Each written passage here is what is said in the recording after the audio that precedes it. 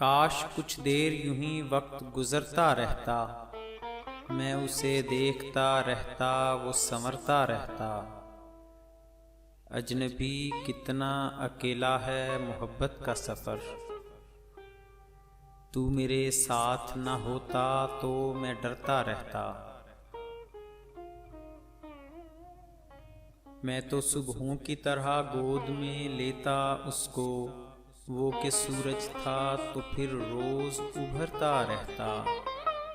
एक न एक रुख पे मेरी आँख बिखरती रहती, एक न एक अक्स मेरे दिल में उतरता रहता। उसको जाना था कोई ज़ख्म ही देकर जाता, इस बहाने मैं उसे याद तो करता रहता। कोई तस्वीर तो आखिर को उभर ही आती, रंग खाकों में वो कुछ देर तो भरता रहता। काश कुछ देर यूं ही वक्त गुजरता रहता। मायारी उर्दू शायरी के लिए हमारे चैनल को सब्सक्राइब करें। आने वाली वीडियो से बाखबर रहने के लिए बेल आइकॉन प्रेस करें।